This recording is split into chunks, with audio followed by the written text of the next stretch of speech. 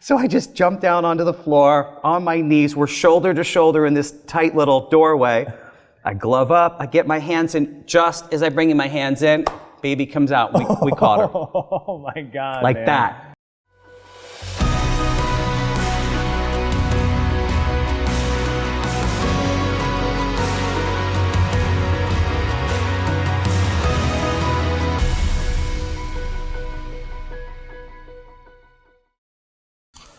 So my boy Josh came up from New York. You probably can't say what department you're in, which is a good thing because those guys are going to be jealous when they see this 3-pound bone-in ribeye that I'm bringing up to a little closer to room temp to smoke up in celebration of your visit. Excellent. Welcome, man. Thank Welcome you. to the Whiskey Wall. This is incredible. Thank you for having me. Of course. So you know how we roll. You bring bourbon, and then we chat about a good day and about a bad day. Love so it. Can we start with the bourbon? Start with what matters, right? I brought the steak. I'd love to start with the steak, but it's not ready yet, right? We like to start with America. What'd you bring, man? Well, speaking of America, so I brought you my favorite bourbon, which is Booker's. I love right? Booker's. But this is a very special bottle of Booker's. So Fred Noe, who's the master distiller for Jim Beam, made friends with a bunch of cops and started hanging out around the Blue Knights, their motorcycle club, Yep. right? Spent a lot of time with them, invited him to the house, barbecued for them, the whole thing. They ended up making him an honorary member. So, which they rarely do. It's a very closed awesome. organization. Yeah. So, in honor of being an honorary member, he made for them a special Blue Knights edition of Booker's. Cool. This was only made once. It was only made in 2017. It'll never be made again. That's awesome. So this is a very, very unique That's super cool, bottle. Man. And I love it. It's the only one I've ever had or seen, and I figured that would be the perfect thing to bring for today. All right, well done, man. You are raising the bar and stepping up the game here at the Whiskey Wall. So let's dive in while I pour. Give me a little bit of context. Who are you? Where are you from? So I work for a law enforcement agency in New York. I've been in law enforcement since October of 2001. Got it. So like a lot of people, I was in New York City on 9/11 and all the chaos of that day. And honestly, it seriously pissed me off. To see it up close and personal. I was actually downtown in New York City that day. Oh my God. To see it in person, to see it with my own eyes, and that feeling of powerlessness, that someone could come in to my home and do this, drove me nuts. And I thought, I want to be part of the solution in any way that I can. No doubt. I thought about the guys that are going overseas now to deal with the problem on that end, as they're over there fighting to secure our country. Maybe I can fight to secure the homeland, to keep it safe, to keep their house and their family and their town safe, so they come back to the same place that they left. That's awesome. And there I can really support them and support my fellow citizens and really make a difference. Awesome. And I joined 30 days after 9/11, and I've been in law enforcement ever since. Well, first, cheers to you, brother. Thank you. Thank you for having me. Oh, I'm so excited about this. Right. God bless America. Woo! Oh, okay. It's so good. So, first, and this is a little off topic. Yeah. What do you think about what's going on with the Victims' Compensation Fund right now? Well, it's been a long time coming, hasn't it? I've got a lot of friends who are really sick. A friend of mine in a partner agency was there that day. He actually held a piece of the plane while it was still hot that he recovered off the ground. Geez.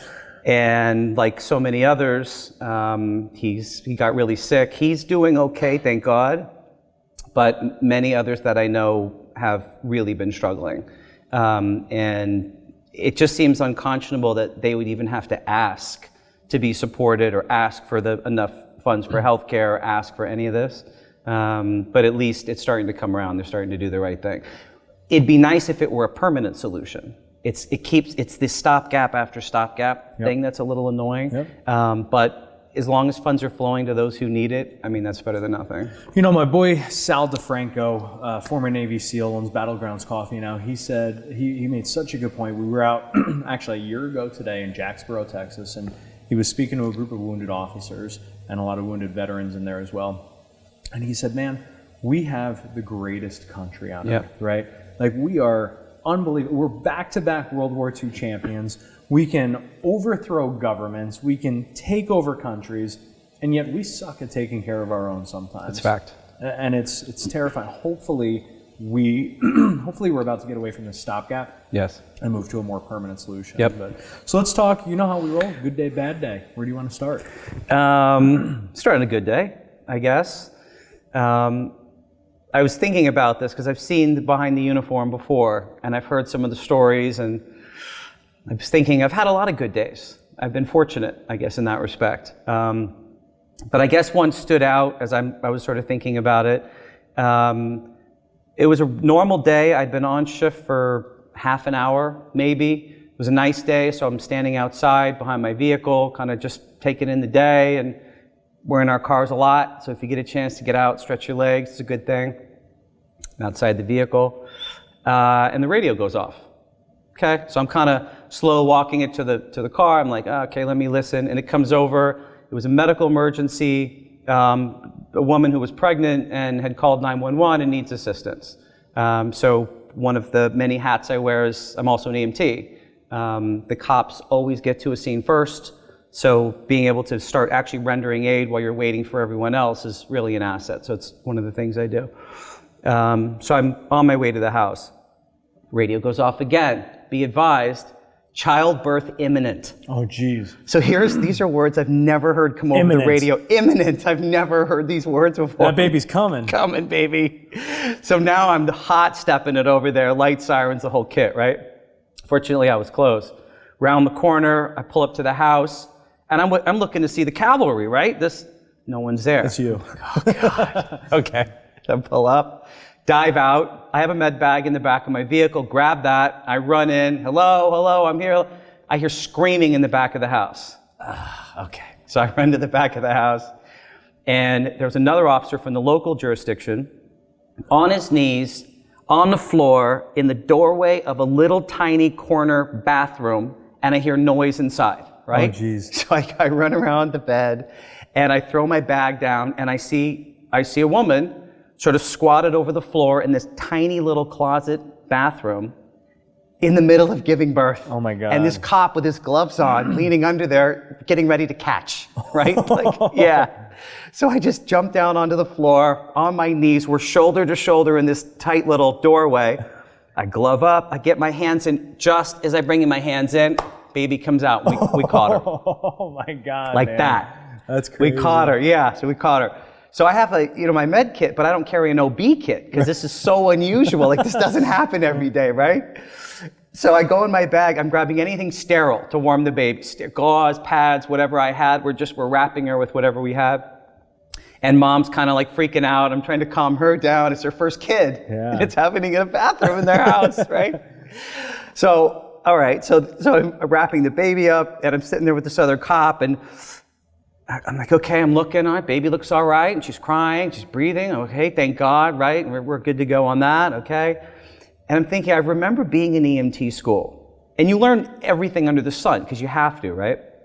I remember being in the OB section thinking, I'm never gonna need this, right? I'm never gonna deliver a baby, right? Like, I mean, I spent my day at a police car, I'm not gonna deliver. Boom, there you are, right? That's and I'd great. only been in EMT at that point. I've been in law enforcement for years. I'd only been in EMT for a year. Oh, man. So I'm first year EMT. I'm like, That's here we awesome. go. Yeah, it's happening. This baby comes out. So as we're there, now it's 10, 12 minutes in, others are arriving. Medics are arriving, other cops are arriving. Everyone's kind of, the cavalry then was coming in, right? So we're still there stuffed in this little corner, and over my shoulder, there's a medic, and he's looking on, and over his shoulder is the medic supervisor, and over his shoulder is two more cops. Everyone's like leaning in, and we're down there on the floor, and everyone's trying to see in this tiny little bathroom, right?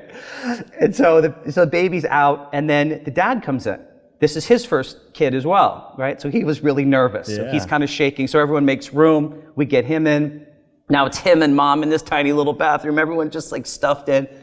And I said to the dad, well, we're ready to cut the cord. Do you want to do it? He's like, I can do that? It's your kid, man. Like, well, yeah, you want to do it? Okay. So I set it up. You know, I pinched everything off. I got it all set. I'm like, you're cutting right here. Like, okay, got it. Yeah. The only sterile cutting device we had was a scalpel. Oh, geez. Didn't have any sterile shears or anything. So now we're all stuffed in this tiny bathroom. Mom's there, now Dad's there, baby's right here, me and the cop are here, everyone over my shoulder. We're crammed into this tiny little space. And now you have a nervous dad holding scalpel like this, right? Razor sharp, you know. I said, okay, just cut here and nowhere else. So I put my hands over his daughter in case like he misses, right? Yeah. So I'm protecting her, and I'm just like, oh, please let this go well. And he gets in there, and he's, you know, with his hand like this, and he gets in. I'm like, okay, we're good. I'm like, I'll take that, right? And we're like, okay, and everything was good. Baby's out, everything's good, okay? We get her all wrapped up. Everyone's taking photos and is all excited. And then it's like, okay, what just happened, right? Like, so we got the ambulance, Mom goes away to get checked. She's away, and then we're all looking at each other like, what did we do? That's crazy. Did we just deliver a baby like in a bed? Like, did that happen? Yeah. Fast forward 1 year, I'm at the Law Enforcement Memorial, the annual. And the chief's up there and he says, and I'd like to recognize one of our officers who last year helped deliver a baby. The officer gets up. I'm like, oh, this is so cool. I haven't seen this guy in a year, right? He's up there, gives a little speech. And he says, and I would just like to recognize the parents of this little girl who are sitting right here. They stand up. They're sitting next to me. Oh, that's crazy. We didn't put that together. They're sitting right next to me. I'm like, it's you. And they look at me and they're like, it's you. That's crazy. We hadn't seen each other. So here we are a year later, and now there's this 1-year-old little girl, right? And I'm like, I haven't seen these people. So I asked if I could hold her. And Mom gives her over to me, and I'm looking at her.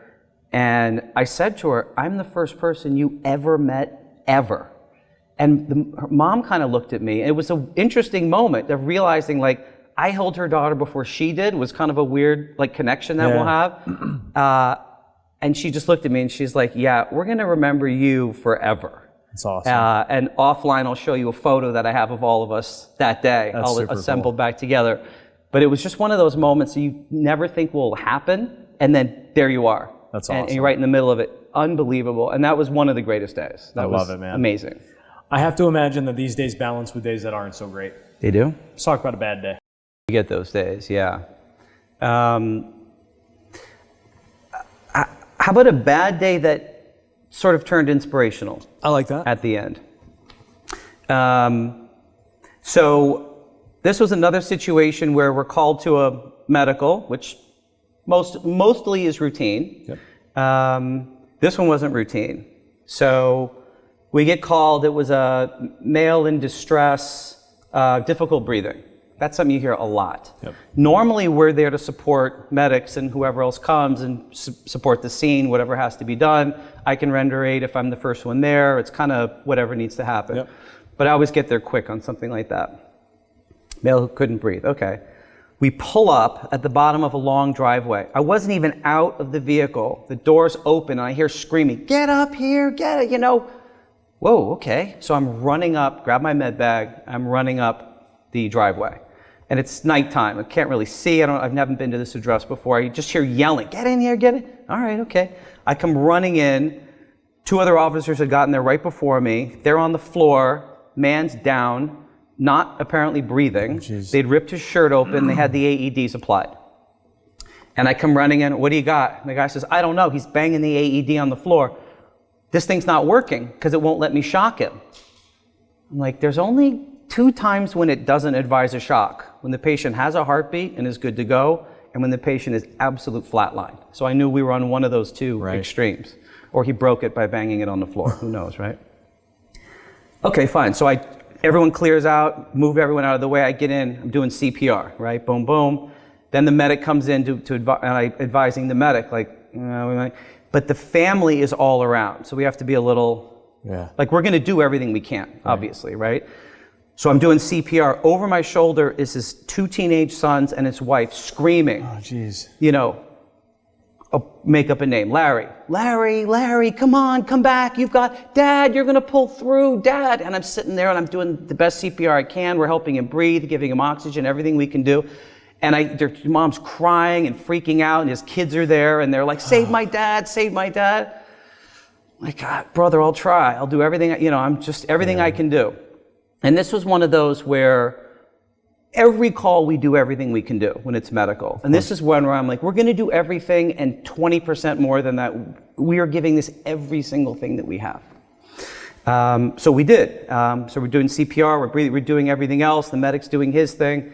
And the family is just losing their mind. And so CPR is a violent thing. If you've never seen it or done it, I mean, the body rocks, you break ribs. I mean, it's not pretty. And I kept asking the other officers, can you escort the family out? And every time they said, they're like, damn it, we're staying. I'm like, it's their husband, it's their dad, right? Okay. So we let him stay, and we're just doing everything we can. We get him on the cot, still doing CPR, and one of the teenage sons helps us with the cot, bring it down that long driveway back. Now the ambulance is here. Get it down the ambulance. Bring it down the ambulance. He's like, come on, Dad, you can do it, Dad. And I'm looking at Dad, and I have my opinions about where he might be in the scheme. I'm not saying anything.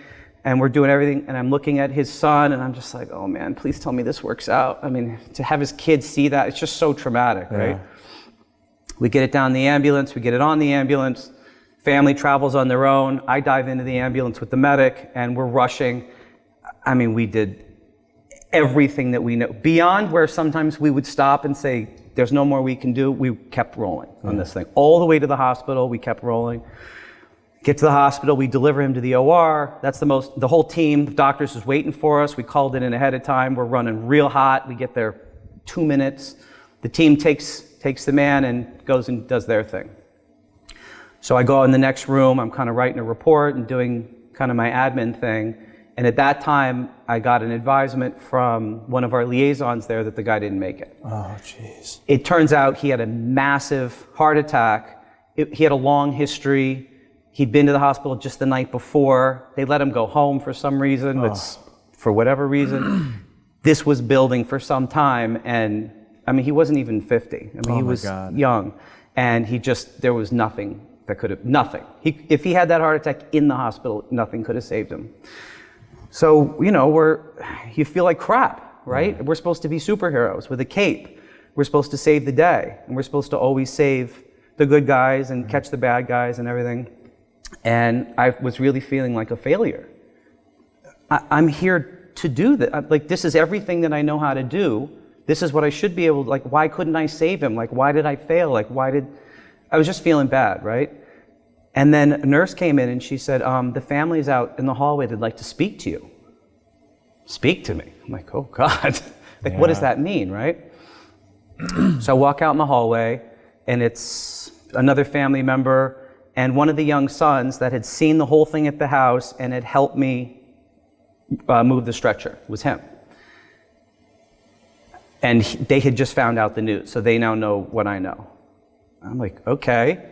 And I walk out, I didn't know what to say. I'd never been in that position. This kid's 13 years old. He found out 2 minutes, but he'd seen all that essentially violence of everything at the house, and now had found out his dad had just passed away. And just at that young age, just to take all that in, he's in a hospital. And I walk out I'm looking at him in the hallway, and he stretches his hand out. Shake my hand. He says, I just want to thank you for doing everything you can to try and save my dad. Oh, God. So here I am torn between watching this kid have the worst day of his life that he will remember every moment of till the day he dies, and probably repeat several times, maybe have nightmares about. Here I am feeling like a total failure. But yet in that moment, the presence of mind, the grace that he had, the decency to thank me. Yeah. I felt like I just failed, but I failed you. I failed your dad. I failed. And he's sitting there saying, I want to thank you for doing everything that you did. That meant the world to me. Yeah. And I said to him, I just want you to know, we're the best at what we do. The doctors at this hospital are the best at what they do. And we did everything we know, everything, to try and save your dad. I want you to know that. Like, we have never tried so hard ever to save. I just want you to know, nothing else could have been done. And he's like, I want to thank you for doing what you did. And that had such an impact. It was an amazing, sort of a terrible moment, but it ended with really being able to kind of calm him and help him put some perspective around it. And that ended up really being very inspirational. Well, you got me in the feels on that. Could we go a little bit higher now? Let's talk a little bit about some of the recruiting challenges that law enforcement face, because I know this is something you're pretty passionate about. It is. I think it's something every agency faces, not just law enforcement, fire, EMS. It's hard to get good people. But what we're finding is, as we've studied this problem a lot, finding good people isn't about a lack of good people out there, good candidates. They're out there, right? For sure, they're out there. Everyone that I work with, who are all great people, were out doing something else before they were in public service. It's finding them. And the question is, how do you find them in a way that's qualitative? How do you reach out to them in a way that they will receive as being more than just a random advertisement, a sign on a lawn, something they drive by? You want to reach out to them in a way that feels personal. Like, we're not just asking anybody. We're reaching out to you because you're in some subset of a group that we think is a good place to look for quality people, and we want you. And how do we do that? So we've thought a lot about that problem, and the solution we've come up with is through the medium of video. Which is something that a lot of us all do in some capacity and have that ability to do. So we've been making these short little sort of recruiting films, 3, 4, 5 minutes long, one of which I think that you've seen, that are really just designed not so much to say, here's all the great reasons to work for our agency, but more like, here's the spirit of what we do. Here's what it feels like to be part of an organization that means more than any one of us means. Here's why it's a calling. Here's why it's a calling. Here's why it matters to do this work. It's not about you or me. There is no you or me. It's about this country we love. It's about a population of people that we all love. It's about our families and friends who all live in these communities. It's about wanting to protect the public from a certain element that's out there trying to prey upon the good people. It's about trying to make the place where we all live a better place. And so we've decided to kind of use that medium and deliver it through social media in a very targeted kind of way to find individuals that share that same spirit of service and of selflessness. Awesome. How's that gone over? So far, it's been really, really great. We've done a few for EMS, we've done a few for PD, we did one for our own agency. Love it. And the response has been phenomenal. Love it. It's been really phenomenal. So that's something we really want to expand. We're now offering to other agencies to use the services that we have of production and editorial and all the rest of it, which we do at cost. Cost of the individuals that are involved to do that. We want to be able to spread our message and allow other agencies to leverage that same medium to help their recruiting efforts as well. Awesome. I'll tell you what, man, if this whole selling the value of the brotherhood and the calling thing fails, you make a video with a steak that looks like this and some whiskey, and I'll tell you what, that bait and switch thing is going to bring a lot of comps in there. You're in. That's what, I know. If we wanted to get you involved, I know the path. Oh, are you I know kidding how me, we're man? doing it. I wouldn't make it 2 minutes. We covered in the new show, the new Law Enforcement Today newscast that we're doing. We talked about the police chief, Missouri, who he responded to a call over the wintertime. Guy was trying to drown a 6-month-old, icy pond. Kid was under for like 10 minutes. They get there, they save the kid, severe hypothermia, arrest the guy. Chief ends up tuning him up a little bit. And now, 6 months later, Chief ends up resigning. And now there's all talk about pressing charges and blah, blah, blah, blah, blah. And as we talked about on that show, I think that there's a real difference. Like, I give the guy all the credit in the world, right? The self-awareness of saying, I can't do this job anymore. I can't do what I did. I can't be in that role. I understand that and respect that, but I also think that we need to connect with him. Like, this dude's seen a lot of stuff over the years. He's been through some hard times. He just came upon a guy trying to drown a 6-month-old. And I'm not giving him a pass. I'm not saying that what he did was right. Please understand that. But I think one of the dividing lines between your average Leo and your average civilian is that someone like me probably wouldn't have stopped at a few hits on somebody like that. And so, I think it's an important narrative to have about the difference between what it takes to hold that thin blue line and the self-awareness of the position that you guys are in every day. Yep. It's never easy because it's all these judgment calls. It's all these judgment calls. Just this week, I was in a training that was designed to. It's designed to deal with especially bad people. Put it that way.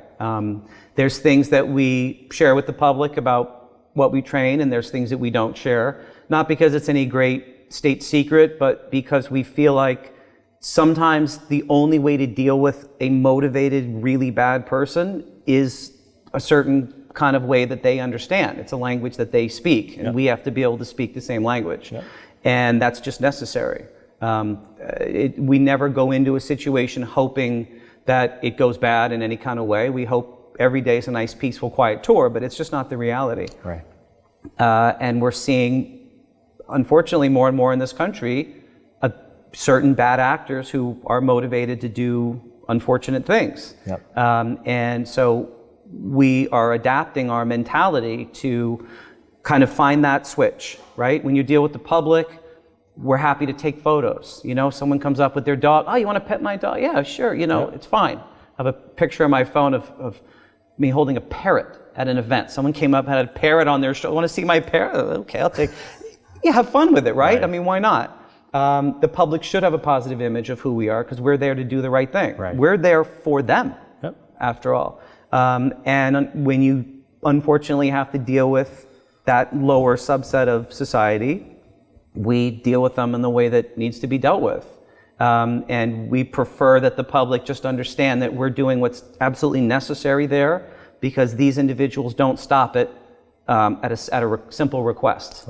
They stop when you stop them. Absolutely. And I think everyone can agree that it's better to have these people under control when they're trying to harm others than try to play some game of trying to be too polite or trying to, how quickly can we get this ended? And every cop sort of learns this idea of this safety switch. When you have to switch over into go mode, you do it. And the minute that the situation's under control, you switch it right off. No doubt. And that's the most important part of training. Shut it off. It's there when you need it, and as soon as it's time to turn it off, it goes away, and that's it. Well, I think we need to remember that evil triumphs when good men do nothing. Yes. So, that's right. Brother, I appreciate you taking the trip out. Thank you we so gotta much. get the steak on the smoker. That sounds excellent. Thank you all for watching. Thanks for hitting that share button. Thanks for coming to visit and tasting the bourbon. God bless America. God bless America. God bless bourbon. Amen. Cheers.